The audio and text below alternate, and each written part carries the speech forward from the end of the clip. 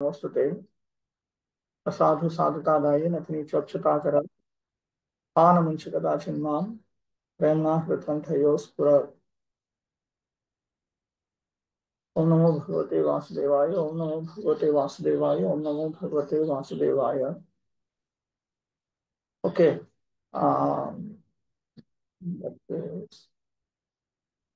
What I'll do is I will move this to the left. Fine. Let me try it out like this.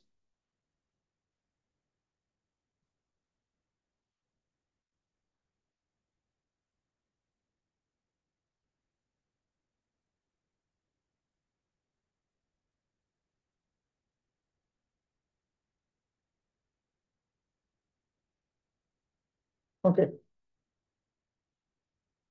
So today is 1.10.24 to 35.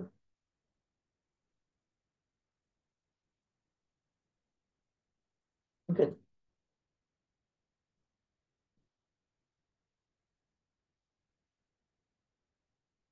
Next 24.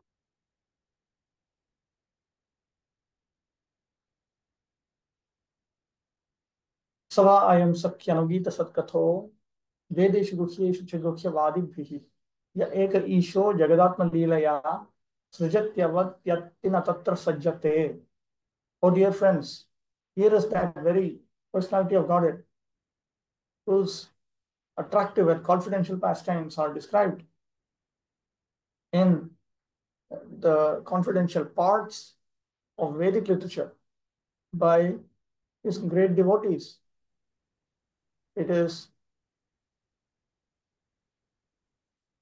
my Zoom account is being signed in on another device. I'm actually doing for downloading the recording. Who's doing it?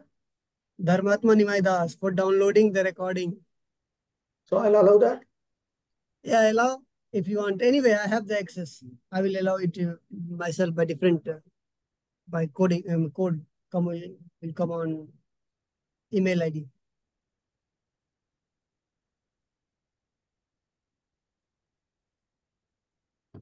It is he only who creates, maintains, and annihilates the material world and yet remains unaffected. Punya Shlokata Mahuhu. Because previously mentioned that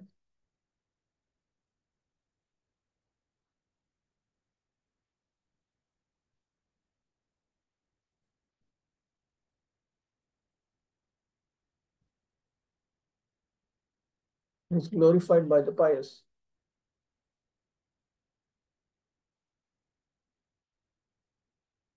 No, here it is mentioned that he is glorified by pious verses. हे सखी यो वेदेषु रहस्यागमेषु च रहस्य निरूपकैः अनुगीत सत्कथः अनुगीताः सत्यकथाः यस्य स एवायम्. गान प्रकारमाहु एक ईशे इत्यादि. How is he described in these confidential literatures? He's described as the one who creates, who's as the only one who creates, maintains, and annihilates the material world and yet remains unaffected.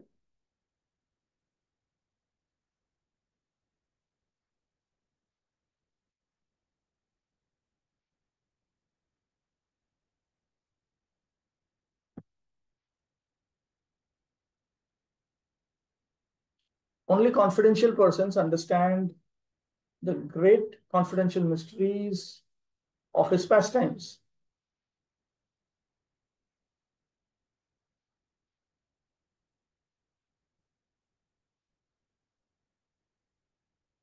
Such as him being human-like and him being a friend of Arjuna and so on. In the form of the Supreme Lord, he does the creation, maintenance, destruction. not exactly in this particular form of Krishna. The confidential Vedic scriptures refer to Gopalatapani, Upanishad, and so on.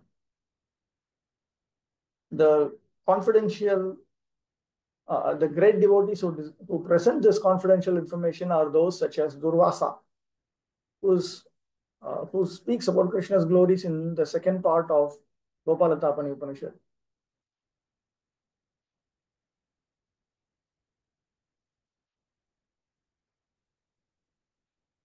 And then he quotes from Gopalatapani Upanishad also.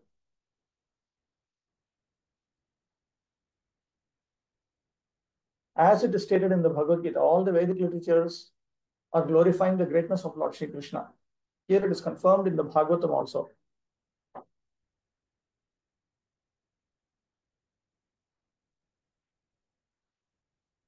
The Vedas are expanded by many branches and sub-branches by great devotees and empowered incarnations of the Lord like Vyasa, Narada, Shukadeva Goswami, the Kumaras, Kapila, Prahlada, Janaka, Bali, and Yamaraj. But in the Srimad Bhagavatam especially, the confidential parts of his activities are described by the confidential devotee Shukadeva Goswami. In the Vedanta Sutras or Upanishads, that's only a hint of the confidential parts of his pastimes. He's talking about the primary Upanishads, the 11 principal Upanishads. In such Vedic literatures as Upanishads, the Lord has expressively been distinguished from the mundane conception of his existence, his identity being fully spiritual, his form, name, qualities, and paraphernalia, etc., have been elaborately distinguished from matter, and therefore he is sometimes misunderstood by less intelligent persons as impersonal. But factually, he is the Supreme Person, Bhagavan, and he is partially represented as Paramatma or impersonal Brahman. 25.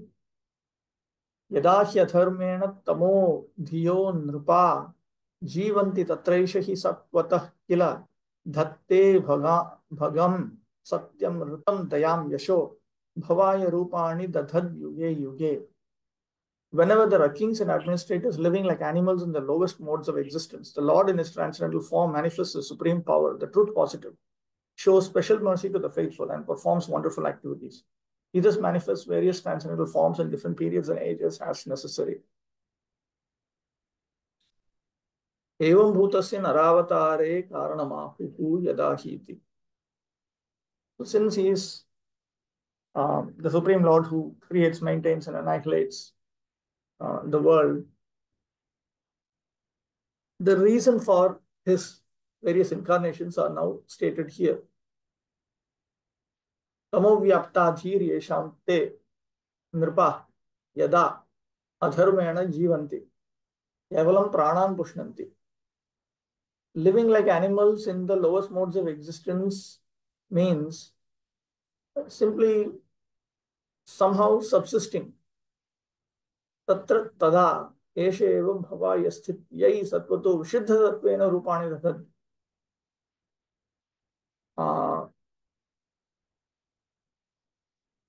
He appears satvataha, that is satvataha, in his transcendental form.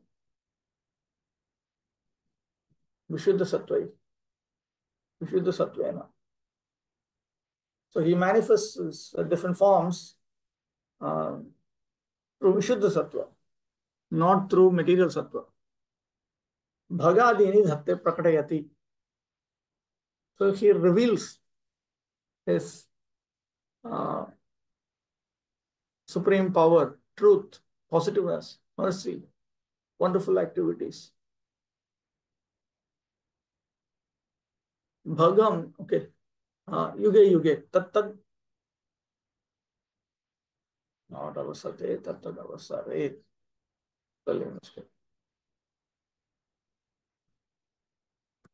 During the appropriate times, continuously, yuga after yuga. Bhagam Aishwaryam, supreme power, Satyam, Satya Pratigyatvam.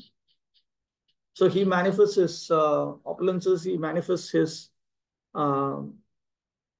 adherence to his promises, Ritam, Yatharthopadeshakatvam. He manifests his feature as the teacher of the facts of existence. Dayam, Bhakta Kripam. He manifests his mercy to his devotees. Yashaha, Adbhuta Karmatvam. He manifests wonderful activities.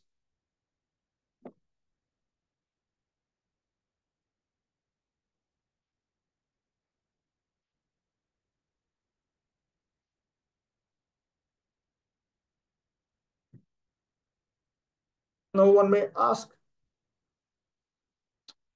about at what time, at which place, and for which audience he directly descends. So first of all, he talks about the time at which he descends. So the kings refer to Kamsa and so on. Satvataha indicates that he appears in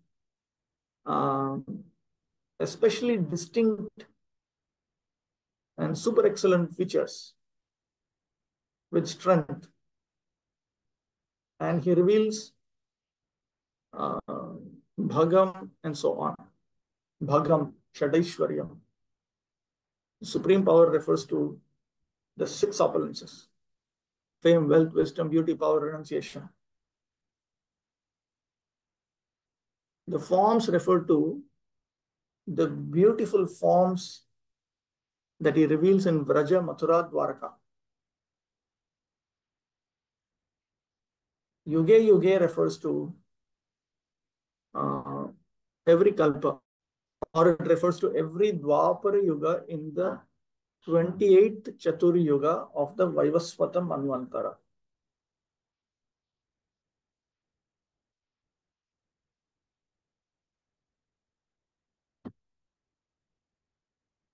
Amodhyaha indicates that he comes to deal with kings who have an asuric nature. This is the reason for the manifestation of Lord Krishna's various incarnations. They simply want to maintain their bodies. So at that time, this Lord Krishna, he increases Sattva Guna in the universe. And at appropriate times, he reveals various forms for the enhancement of the universe, forms such as Varaha.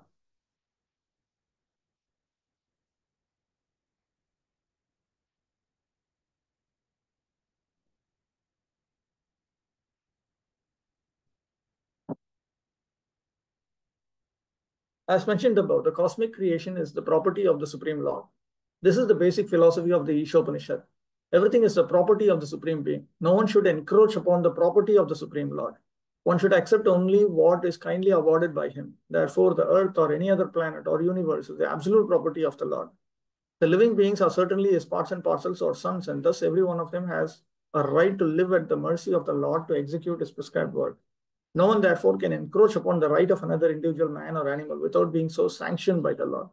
The king or the administrator is the representative of the Lord to look after the management of the Lord's will. He must therefore be a recognized person like Maharaj Yudhishthira or Parikshit. Such kings have full responsibility and knowledge from authorities about the administration of the world.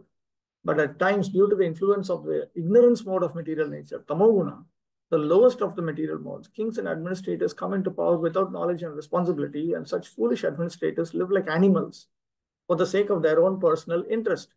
The result is that the whole atmosphere becomes surcharged with anarchy and vicious elements. Nepotism, bribery, cheating, aggression, and therefore famine, epidemic, war, and similar other disturbing features become prominent in human society. And the devotees of the Lord or the faithful are persecuted by all means. All these symptoms indicate the time of an incarnation of the Lord to re-establish the principles of religion and to vanquish the maladministrators. This is confirmed in the Bhagavad Gita. The Lord then appears in his transcendental form without any tinge of material qualities. He descends just to keep the state of his creation in a normal condition. The normal condition is that the Lord has provided each and every planet with all the needs of the native living beings. They can happily live and execute their predestined occupations to attain salvation at the end, following the rules and regulations mentioned in the revealed scriptures. The material world is created to satisfy the whims of the Nityabhaddhas or everlastingly conditioned souls, just as playing cradles are provided for naughty boys. Otherwise, there was no need of the material world. But when the conditioned souls become intoxicated with the power of material science to exploit the resources unlawfully without the sanction of the Lord, and that also only for sense gratification, there is necessity of the Lord's incarnation to chastise the rebellious and to protect the faithful.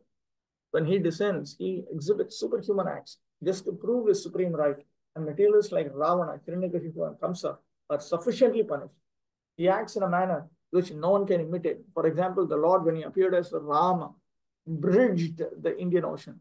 When he appeared as Krishna, from his very childhood, he showed superhuman activities by killing Putana, Aghasura, Shakatasura, Kaliya, etc. And then his maternal uncle Kamsa, when he was at Dwaraka, he married 16,108 queens, and all of them were blessed with a sufficient number of children. The sum total of this personal family members amounted to about 10 million, popularly known as the Yaduvamsha. And again, during his lifetime, he managed to vanquish them all. He is famous as the Govardhanadhari Hari because he lifted at the age of only 7 the hill known as Govardhana. The Lord killed many undesirable kings in his time, and as a Kshatriya, he fought chivalrously. He is famous as Asamordha, unparalleled. No one is equal to or greater than him. 26. Aho alam shlagyat tamam yadokulam, aho alam punyat tamam mathurvanam, yadesha pumsam rishabhashriyah pati swajjanmana chankramanena chanchati. Oh, how supremely glorified is the dynasty of King Yadu, and how virtuous the land of Mathura, where the supreme leader of all living beings, the husband of the goddess of fortune, has taken his birth and wandered in his childhood.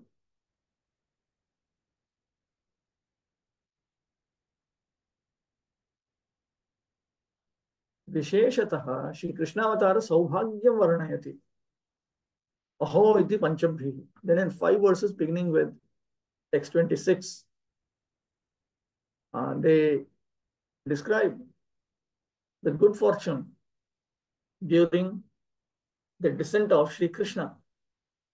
Yad yasmadesha purushottama shriyah patihi swajanmana yadoh kulam anchati pujayati satkaroti. Because this Purushottama, this supreme person, or this Purushottama, Lord Purushottama, who is the husband of the goddess of fortune, by his very birth, he has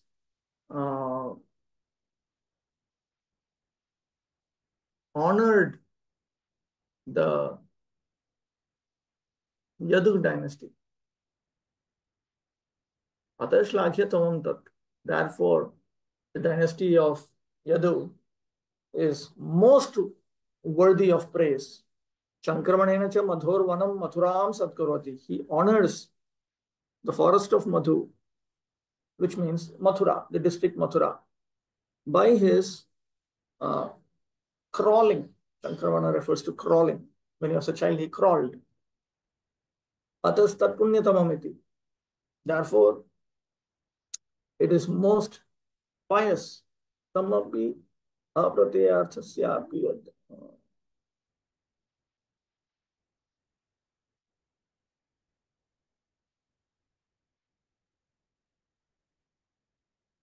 Pumsam rishabhaha. Where is that? Third line. Yadesha pumsam rishabhaha. Here pumsam refers to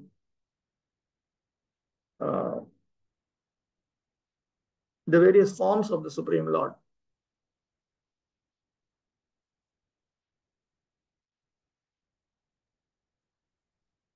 Rishabha means best. So Pumsam Rishabha means the best amongst all those who bring about various incarnations. An additional meaning. Pumsam Rishabha can simply mean supreme leader of all living beings. But it can also refer to the supreme or the best amongst all the various incarnations.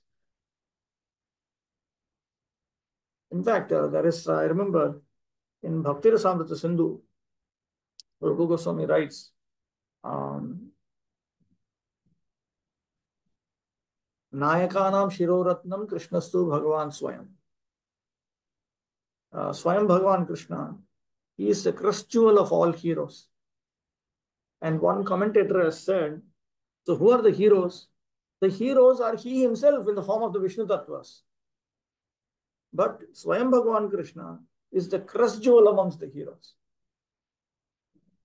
Krishna Chakravarti Thakur says that this verse points out the audience and the place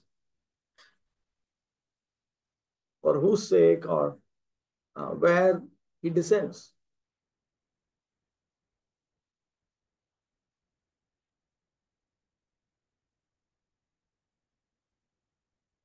That dynasty of Yadu was most pious.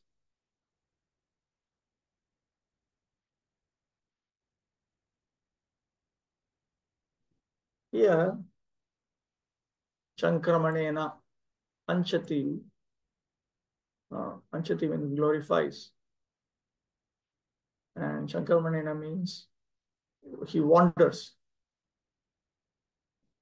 The idea is that the Supreme Lord, he himself has glorified the dynasty of King Yadu. And he himself, he glorifies present tense.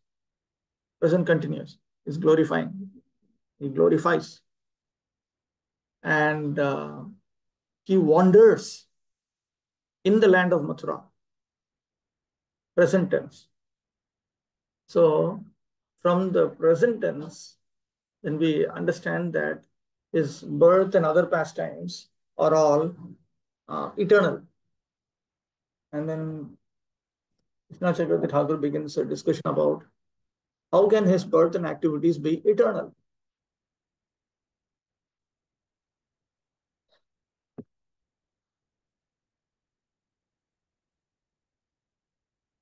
And then he says, the Supreme Lord at all times, Sri Bhagavan has unlimited forms and he has unlimited revelations of those forms. And the pastimes characterized as his birth and activities, they're also unlimited. And there are unlimited universes, unlimited Vaikunthas, and there are unlimited places of pastimes. There are also unlimited associates in his pastimes. He reveals them, broadcasts them to an unlimited degree also.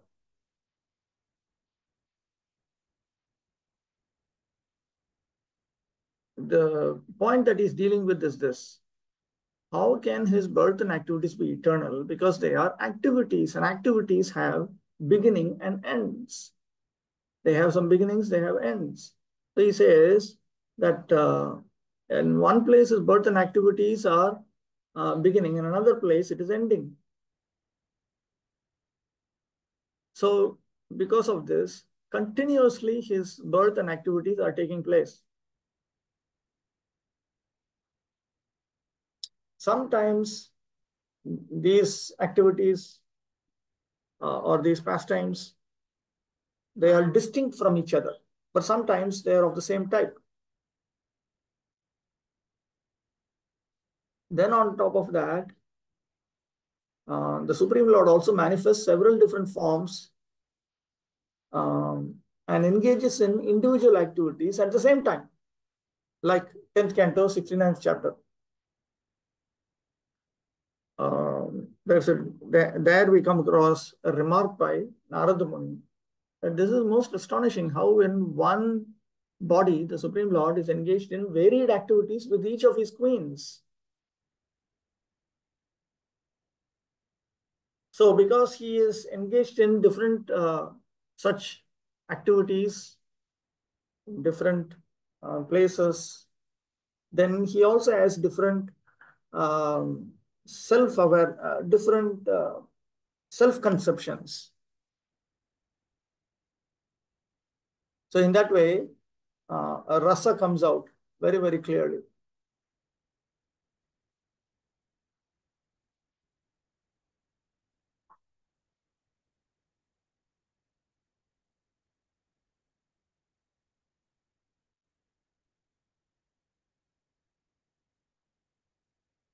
Okay, the other points are all more complicated.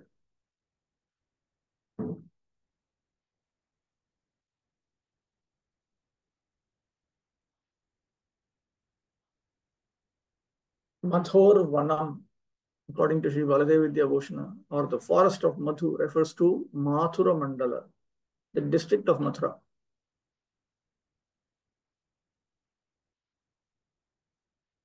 It is well known that this place of Mathura Mandal is most pious and exalted.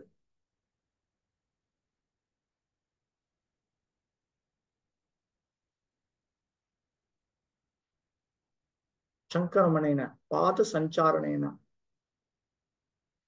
With his own feet, he has walked in these places. So therefore, these places shine because he has honored these places. Who is the person who has gone to all these places? Shriya, Rukminya, Varshabhana, Vyaschapatihi, Antaha. The beloved husband of Shri, the goddess of fortune, which refers to Rukmini and Varshabhanavi. Vasudeva, Nanda, all of them are from Yadu Vamsha. It is well known from Gopala Tapani that both Rukmini and Varshabhanavi are in the positions of Shri. Anchati is in present tense. So the idea is that even right now these pastimes are going on. He quotes from one of the Upanishads. Eko devo nityalilana rakto bhaktavyapi bhaktahrityantaratma. There's one sportive, shining Supreme Lord who is absorbed in eternal pastimes. And he pervades in the hearts of his devotees as their inner soul. So Dvaipayana has taught this point. Prabhupada. In the Bhagavad Gita, the personality of Goddess Shri Krishna has expressively given a description of his transcendental appearance, disappearance, and activities. The Lord appears in a particular family or place by his inconceivable potency. He does not take his birth as a conditioned soul does, quitting one body and accepting another body. His birth is like the appearance and disappearance of the sun. The sun rises on the eastern horizon, but that does not mean that the eastern horizon is the parent of the sun. The sun is existent in every part of the universe, but he becomes visible at a scheduled time and so also becomes invisible at another scheduled time. Similarly, the Lord appears in this universe like the sun and again leaves our sight at another time. He exists at all times and at every place, but by his causeless mercy, when he appears before us, we take it for granted that he has taken his birth. Anyone who can understand this truth in terms of the statements of the revealed scriptures certainly becomes liberated just after quitting the present body. Liberation is obtainable after many births and after great endeavor with patience and perseverance and with knowledge and renunciation. But simply by knowing in truth about the Lord's transcendental births and activities, one can get liberation at once. That is a verdict of the Bhagavad Gita 4.9. But those who are in the darkness of ignorance conclude that the Lord's birth and activities in the material world are similar to those of the ordinary living being. Such imperfect conclusions cannot give anyone liberation. His birth, therefore, in the family of King Yadu as a son of King Vasudeva, and his transfer into the family of Nanda Maharaj in the land of Mathura are all transcendental arrangements made by the internal potency of the Lord. The fortunes of the Yadu dynasty and that of the inhabitants of the land of Mathura cannot be materially estimated. If simply by knowing the transcendental nature of the birth and activities of the Lord one can get liberation easily, we can just imagine what is in store for those who actually enjoyed the company of the Lord in person as a family member or as a neighbor. All those who were fortunate enough to associate with the Lord, the husband of the goddess of fortune, certainly obtained something,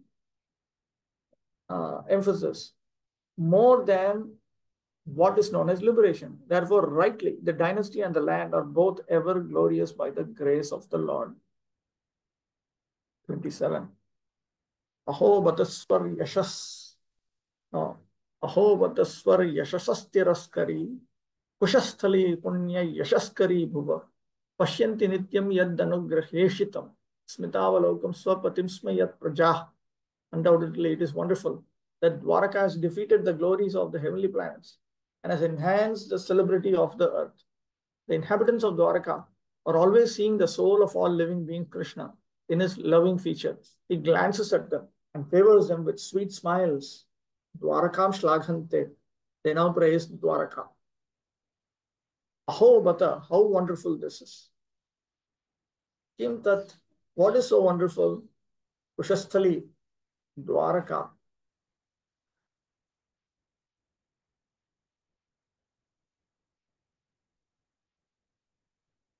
What is it in this swara?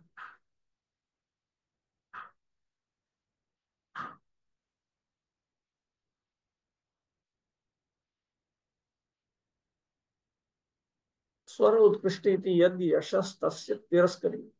Paribhava kartri. Oh, okay, this is already there. Bhuvascha punya yashah kartri bhavati. Yad yataha yatratyaha sarvaha prajaha swa anugrahena ishitam preshitam.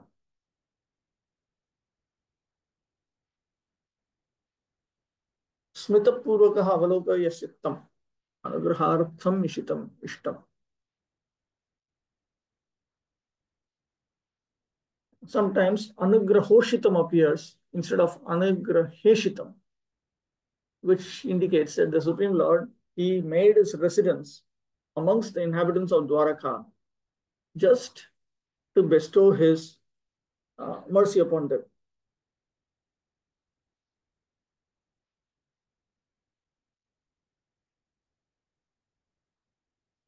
One can also consider yad and anugrahoshitam to be one word.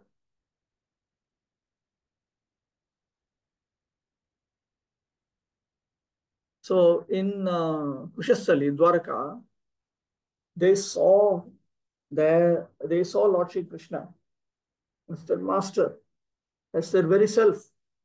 They did not simply see him uh, uh, as the father of just their bodies, like an ordinary father. And they all always saw like that. This feature is not found in Swarga. That is the point.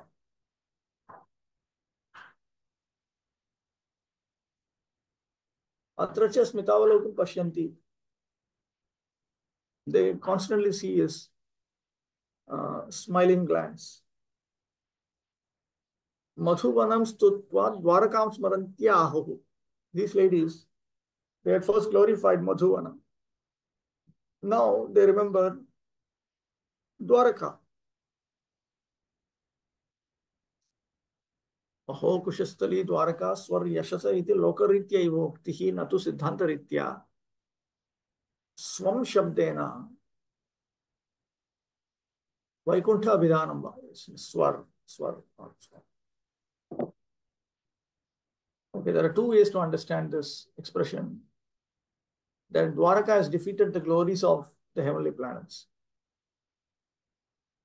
One is they're just reflecting the statements of the common people. But if you have to consider from the perspective of Siddhanta, philosophical conclusion, then you have to interpret this swar, which generally means heavenly planets, to mean Vaikuntha itself. There are Upanishadic statements in which Vaikuntha is referred to as Swar or Swarga.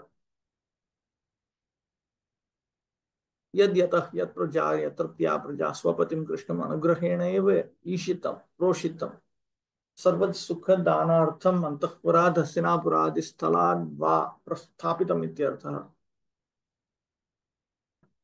So the residents of Dwaraka, they understand that the Supreme Lord has left his inner quarters, or he has left Hastinapura and other places just to make everyone happy, just out of his causeless mercy. So this is how they think about their master, Krishna. Either he himself goes or he's sent from Hastinapura and other places by the Pandavas.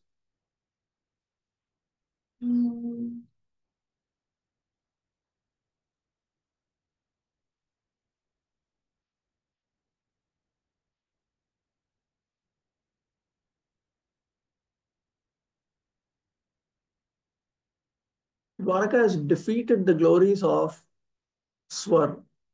Swar can also refer to the entire region from Swargaloka up to Satyaloka.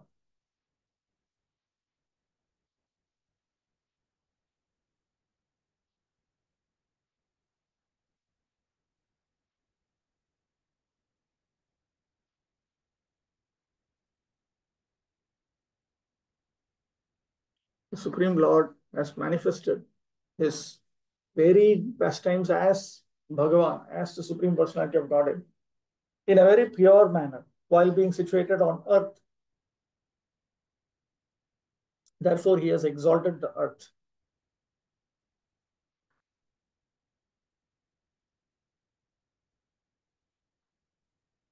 Lord Sri Hari, the Supreme Lord of everyone, is always extremely pleased with the citizens of Dwaraka. This feature is not found in Swarga. The heavenly planets are inhabited by demigods like Indra, Chandra, Varuna, and Vayu. And the pious souls reach there after performance of many virtuous acts on earth. Modern scientists agree that the timing arrangement in higher planetary systems is different from that of the earth. Thus, it is understood from the revealed scriptures that the duration of life there is 10,000 years by our calculation. 6 months on the earth is equal to 1 day on the heavenly planets. Facilities of enjoyment are also similarly enhanced, and the beauty of the inhabitants is legendary. Common men on the earth are very much fond of reaching the heavenly planets because they have heard that comforts of life are far greater there than on the earth. They are now trying to reach the moon by spacecraft. Considering all this, the heavenly planets are more celebrated than the earth. But the celebrity of the earth has defeated that of the heavenly planets because of Dwaraka, where Lord Shri Krishna reigned as king. Three places, namely Vrindavan, Mathura, and Dwaraka, are more important than the famous planets within the universe. These places are perpetually sanctified because whenever the Lord descends to earth, he displays his transcendental activities, particularly in these three places. They are perpetually the holy lands of the Lord, and the inhabitants still take advantage of the holy places, even though the Lord is now out of their sight. The Lord is the soul of all living beings, and he desires always to have all the living beings in their swarupa, in their constitutional position, to participate in transcendental life in his association. His attractive features and sweet smiles go deep into the heart of everyone. And once it is so done, the living being is admitted into the kingdom of God, from which no one returns. This is confirmed in the Bhagavad Gita. The heavenly planets may be very famous for offering better facilities of material enjoyment. But as we learn from the Bhagavad Gita 9.20 to 21, one has to come back again to the earth planet.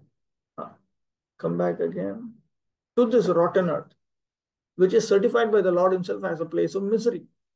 Not only this earth, but also all other planets of the universe are places of misery, because in none of these planets, none of the planets within the universe are there eternal life, eternal bliss, and eternal knowledge. Any person engaged in the devotion service of the Lord is recommended to live in one of the above mentioned three places, namely Dwaraka, Mathura, or Vrindavan. Because devotion service in these three places is magnified, those who go there to follow the principles in terms of instructions imparted in the revealed scriptures surely achieve the same result as obtained during the presence of Lord Shri Krishna.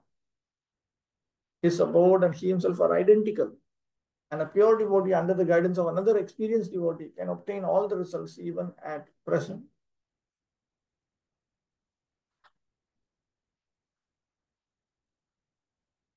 '28. नूनं व्रतस्नानः हुतादिनेश्वरः समर्चितो ह्यस्य गृहीतपाणिभिः पिबन्ति या सख्यदरामृतं मुहुर्व्रजस्त्रियः सम्मुहुर्यदाशयाः. Oh friends, just think of his wives, whose hands he has accepted. How they must have undergone vows, taken baths, and performed fire sacrifices and perfect worship of the Lord of the universe, to constantly relish now the nectar from his lips by kissing. The damsels of Vraja would often faint just by expecting such favors. Just give me a minute, let me just drink some water and come.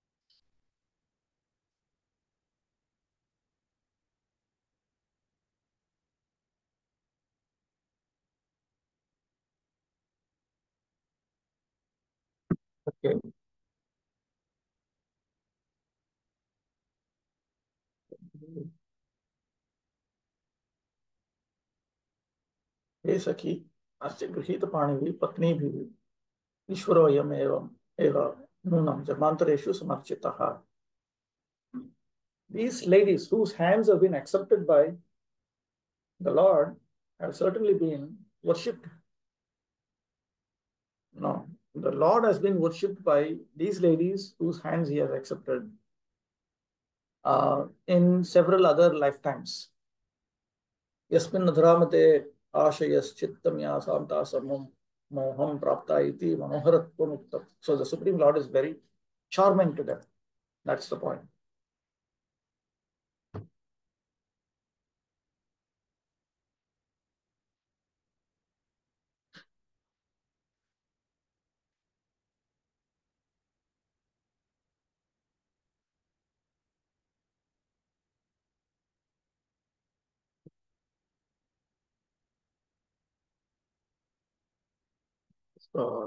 Iti Sundarbha.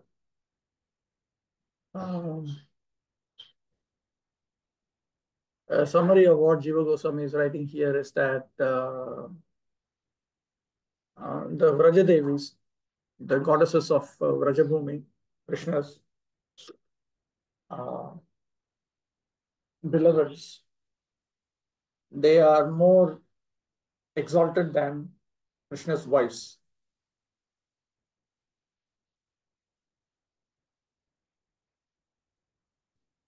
From text 21 onwards, up to text 28, initially, Shantarasa was brought out, but the conclusion is on Sringara Rasa, Madhurya Rasa.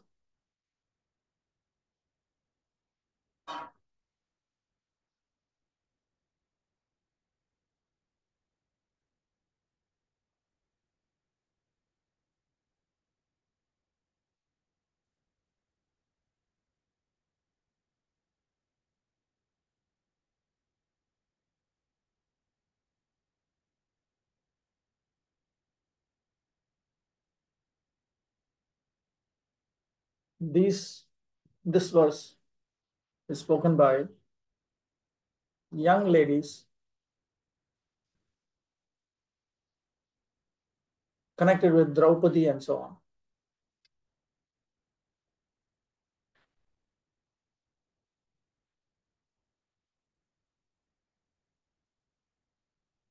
Religious rites prescribed in the scriptures are meant to purify the mundane qualities of the conditioned souls to enable them to be gradually promoted to the stage of rendering transcendental service unto the Supreme Law. Attainment of this stage of pure spiritual life is the highest perfection, and this stage is called Swarupa, or the factual identity of the living being. Liberation means renovation of this stage of Swarupa. In that perfect stage of Swarupa means stage of realization of one's Swarupa. Realization of Swarupa. So in that perfect stage of Swarupa means in that perfect stage of Swarupa realization, the living being is established in 5 phases of loving service, one of which is the stage of Madhurya Rasa, or the humor of conjugal love. The Lord is always perfect in himself, and thus he has no hankering for himself. He, however, becomes a master, a friend, a son, or a husband to fulfill the intense love of the devotee concerned. Herein, 2 classes of devotees of the Lord are mentioned in the stage of conjugal love. One is Swakiya, and the other is Parakiya. Both classes of devotees are in a relation of conjugal love with the personality of Godhead Krishna. The queens at Dwaraka were Swakiya, or duly married wives, but the damsels of Vraja were young friends of the Lord while he was unmarried. The Lord stayed at Vrindavan till the age of 16, and his friendly relations with the neighboring girls were in terms of Parakiya.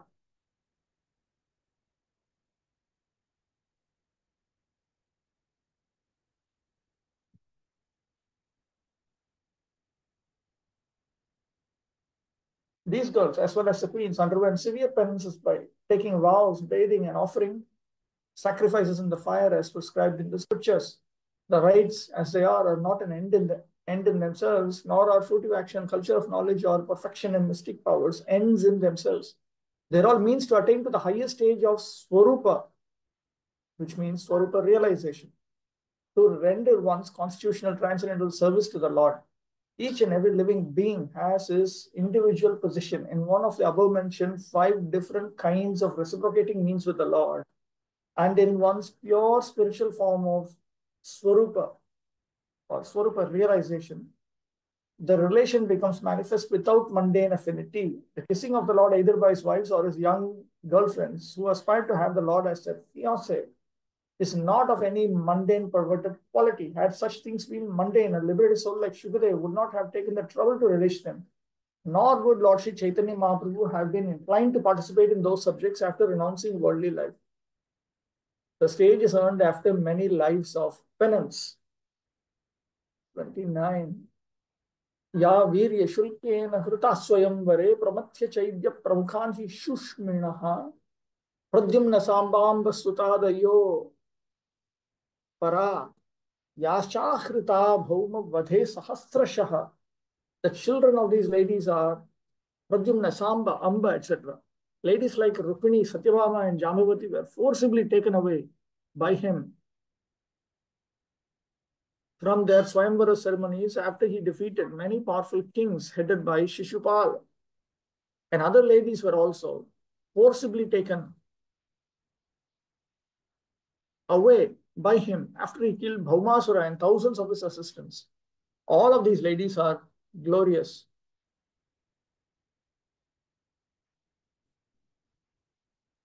After I come to 30, then I will deal with the commentaries.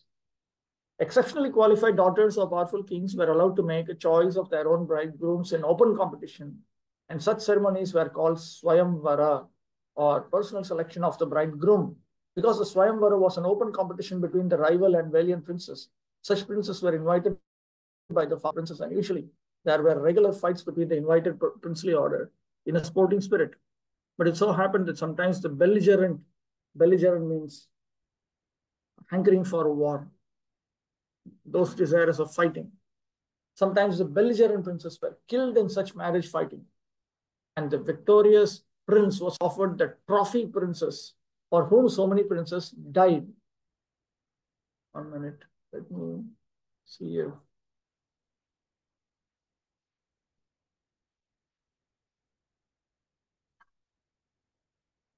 Okay.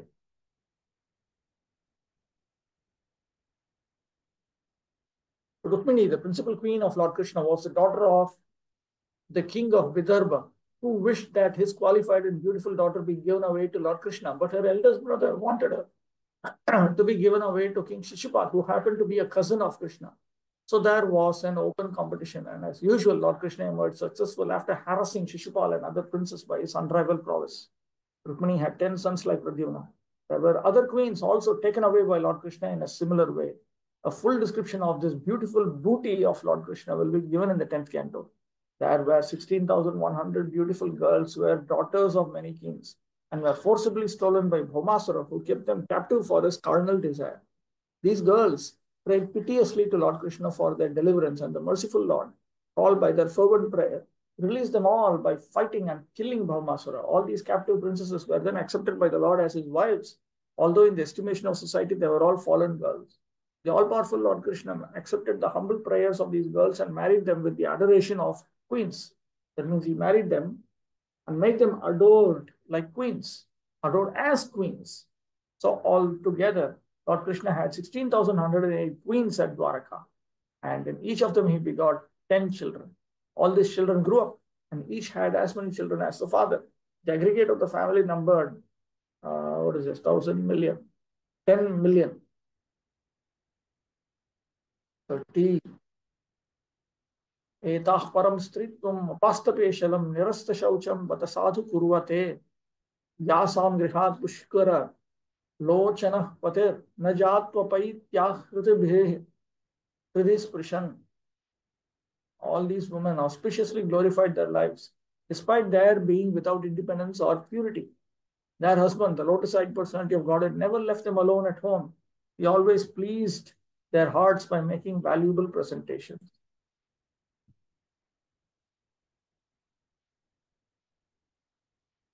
Etat prapancha. What is this? Wait.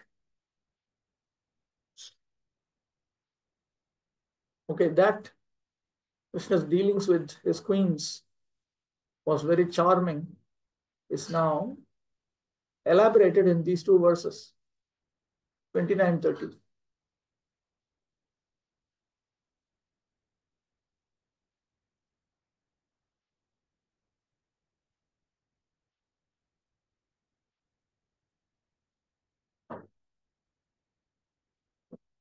The ladies who were glorified in text 29 are Rukmini, Jambavati, Nagnajiti, and so on.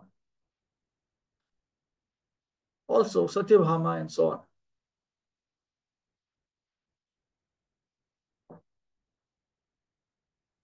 They have beautified womanhood.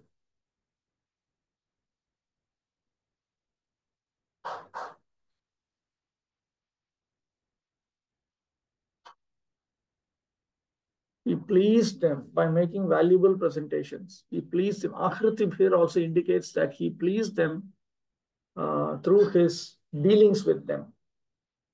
Valuable presentations refer to pleasing items that were pleasing to his wives, such as the Parijata.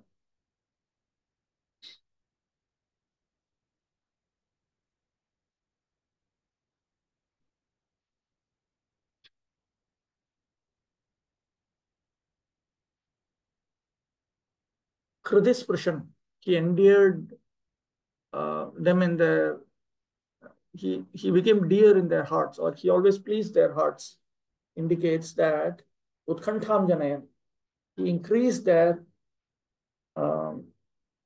eagerness to be with him.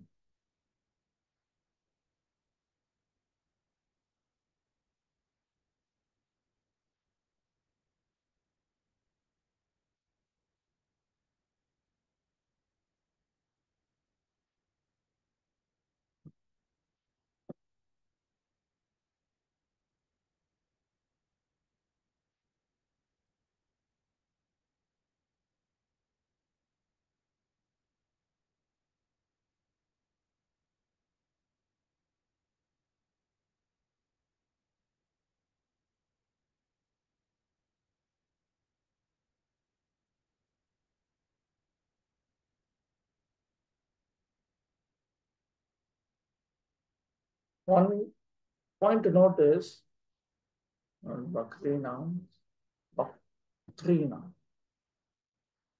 These ladies from the Kaurava dynasty, they're not going to experience conjugal happiness with the Supreme Lord. But still, they have a taste for describing the Supreme Lord's conjugal pastimes.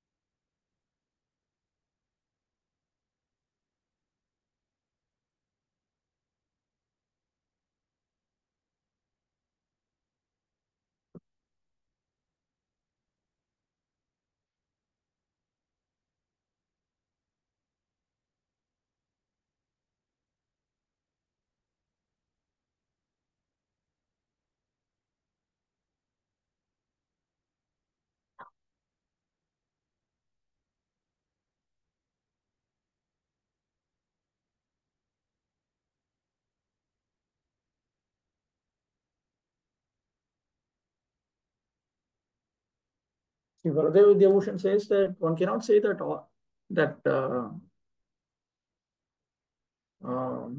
all the ladies are necessarily contaminated or devoid of purity, because there are ladies such as Ganga Devi who are being described as being excessively purifying.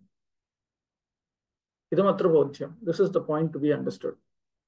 Rakhya Swarupa Shakti Vishishtam Paratatvam Bhagavan Lakshmishcha. The Supreme Absolute Truth is Bhagavan and Lakshmi. So in this way, the Lord is qualified by his personal potency known as Para. Narakritya Stri Upashacha Naralokeshu Avirbhavan Nareshu Ched Dhanyatam Adadhati. So the Lord and his consort, they appear in the forms of males and human males and human females in the world of human beings. And in that way, he makes mankind fortunate. Nacha paratatvanishtham naratvam stritvam cha tatsamam. Vishiddha kutasatvena shravanat. But that does not mean that the Supreme Lord being like a human male or his internal potency being like a human female makes them equal to them because they are because we learn from the Shruti, we learn from the various scriptures that they are fully pure and always situated in the liberated status.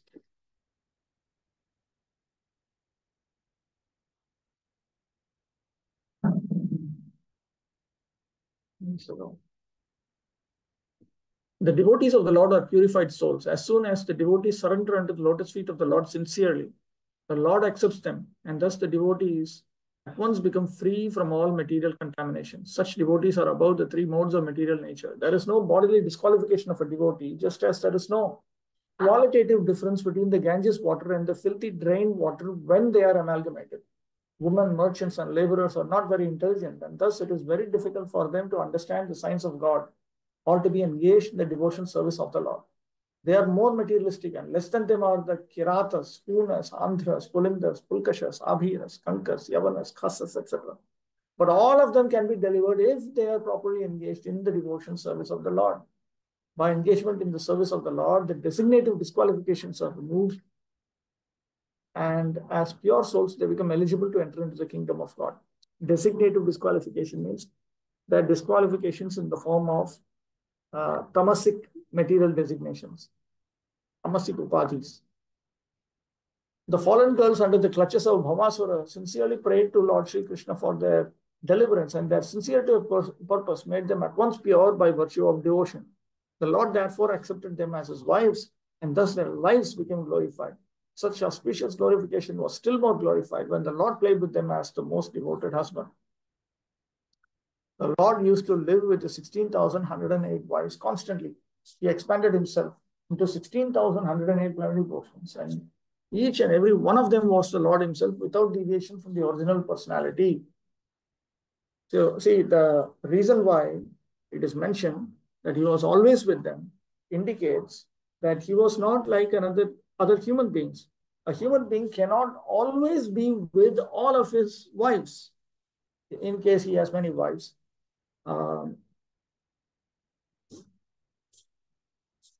Because amongst the Kshatriyas, it is customary to provide a separate establishment for each wife, each queen specifically. So then it was not uncommon in the past for kings to have had 20 wives, for instance. But he was not always with all these 20 wives. But Lord Krishna, he was always with his wives.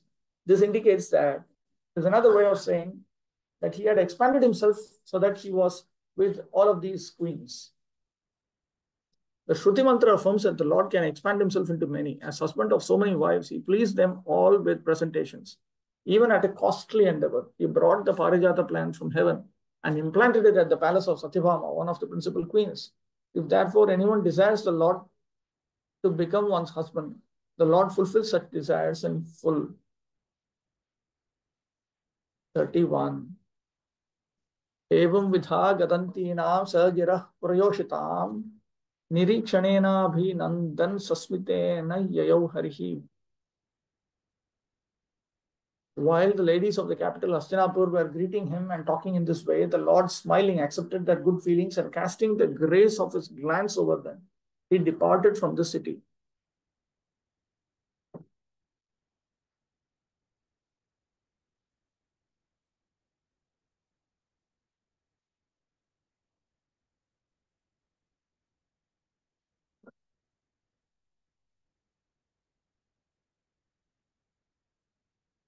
Baladev Vidyabhushana. Nirikshanena. He glanced at some of them and he smiled at some of them. He glanced at those who were aware of his constitutional nature. And he smiled at those who were aware of the nature of his pastimes.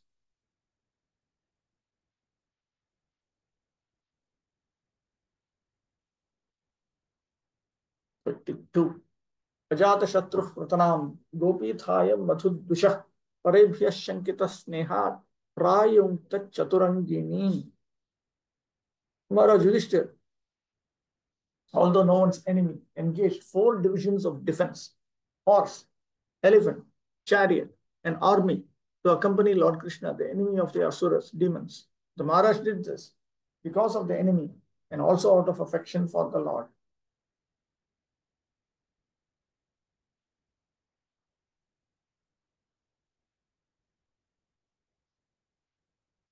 Even though the Supreme Lord was Madhudvisha, which indicates that he was enemy of the asuras, Maharaj Yudhishthir, he arranged for protection for Lord Krishna.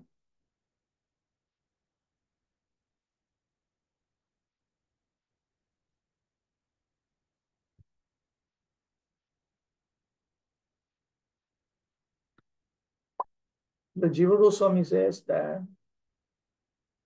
this verse conveys the glory of King Yudhishthir's love for Krishna.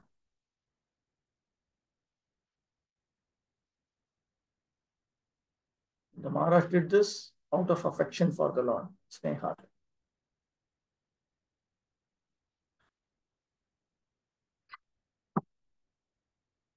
So when he was overcome by affection, then his knowledge of the opulent nature of the Supreme Lord slackened.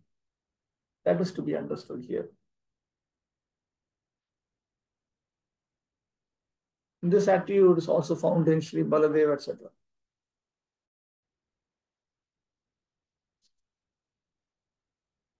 He did this out of affection.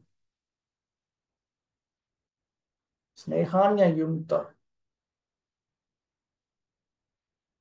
Snehasya ayam subhavaya bhaya abhave api bhayam sambhavayati. It is the very nature of affection that even in the absence of a danger, that affection will generate the idea that it is possible for there to be danger. Achyutanam Prabhu. Hare Krishna, Prabhu. Prabhu, in text 30, I still could not understand the point without purity. All these women, the sentence starting with all these women, ending with without individuality and without purity. I did not follow your question. Appears to be a little bit unclear. Text 30, translation, first line. Text 30, wait.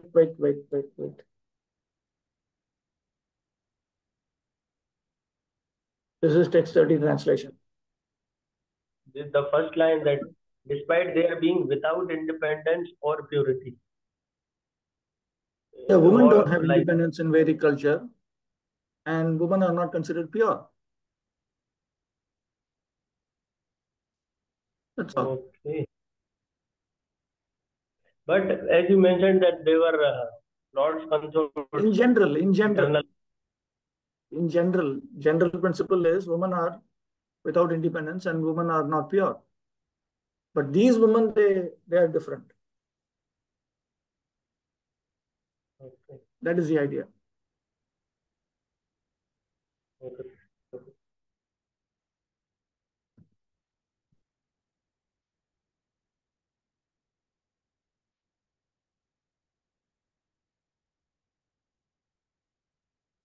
See, the whole idea is that in Vedic civilization is a civilization based on Vairagya Vidya and Bhakti. So what is considered the greatest? Each civilization will have a different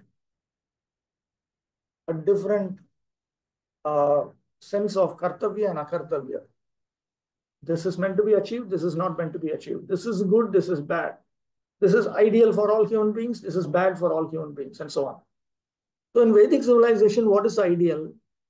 The ideal is actually absolute renunciation. Prabhupada writes this in one purport, which I put a link to it yesterday in my channel. In Vedic civilization, the perfection of life is considered to be sannyas. You give up everything and you only engage in spiritual activities. Whereas in the modern world, the perfection of life is considered to be absolute sense enjoyment. So these are two exact opposites. So in the Vedic civilization, certain things are considered good, certain things are considered bad. Modern civilization also, certain things are considered good, certain things are considered bad. But because their goals are different, what is considered good, what is considered bad is different. So therefore, association with women is severely condemned in the Vedic civilization, because it is aiming at self-realization. Whereas in the modern world, association with women is considered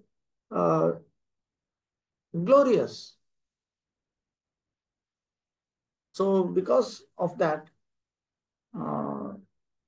there are different values also. Therefore, women are not considered, association with women is not considered to be a pure activity in Vedic civilization.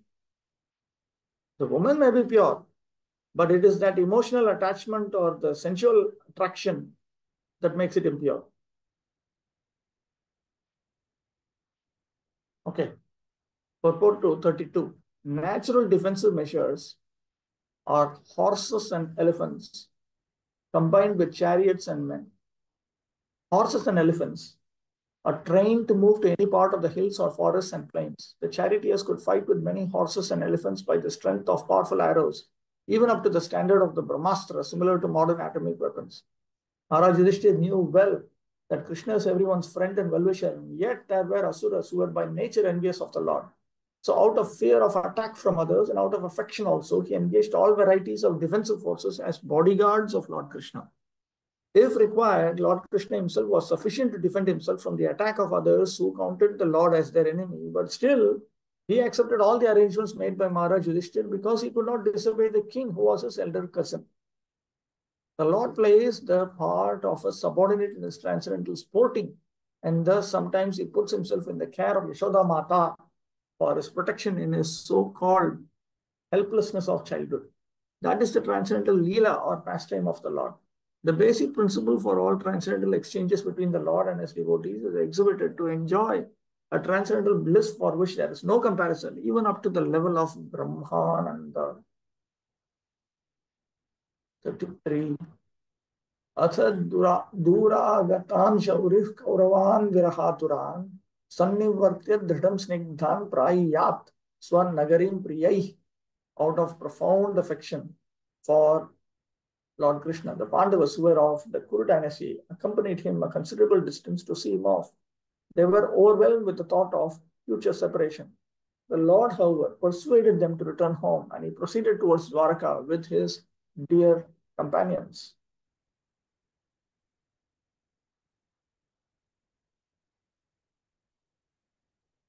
Here, Kauravan actually refers to the Pandavas. Pandava Kuru Amsha Jatva Pandava api Kaurava eva. Because the Pandavas were also born from the dynasty of Kuru. And Kaurava literally means one who is born in the dynasty of Kuru. So even though conventionally it refers to Dhritarashtra's 100 sons, it technically refers to anyone who is born in the dynasty of Kuru. So the Supreme Lord, he went towards Dwaraka with his dear companions. His dear companions refer to Uddhava and others.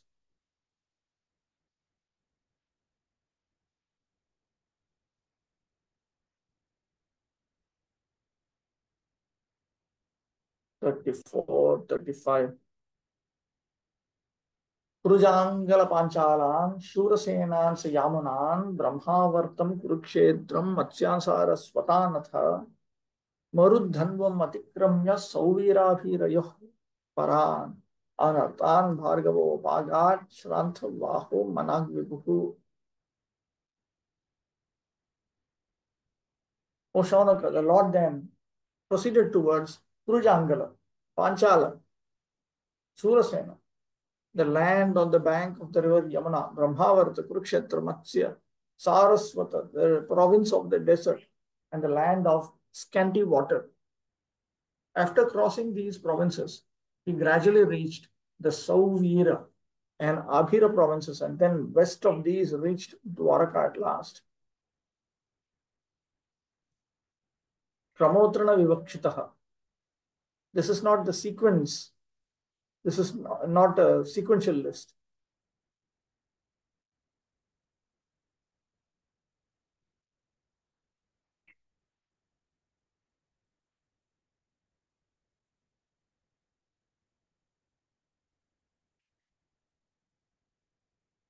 Prantavaha Manak indicates that his horses were slightly tired, slightly fatigued. Where is Purujangala here? Purujangala.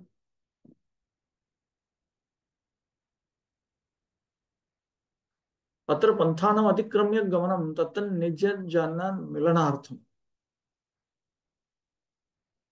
The reason why he went to these places outside of the standard pathway is to meet specific associates of the Lord, devoted associates of the Lord. Shurasena. Shurasenan. The reason why Krishna went to that region is certainly because he had a desire to see Sri Vrindavan.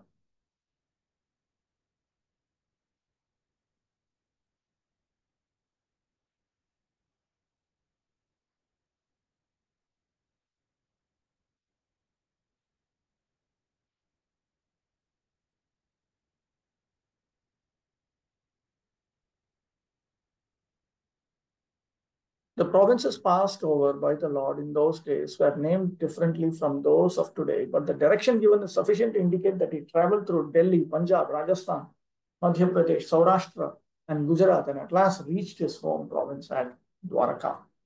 We do not gain any profit simply by researching the analogous provinces of those days up to now, but it appears that the desert of Rajasthan and the provinces of scanty water like Madhya Pradesh were present even 5,000 years ago.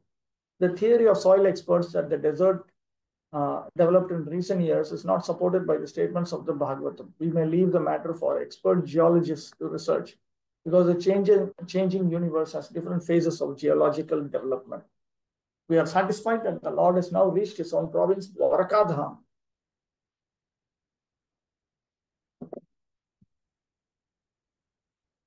From the Kuru provinces. Kurukshetra continues to exist since the Vedic age, and it is sheer foolishness when interpreters ignore or deny the existence of Kurukshetra.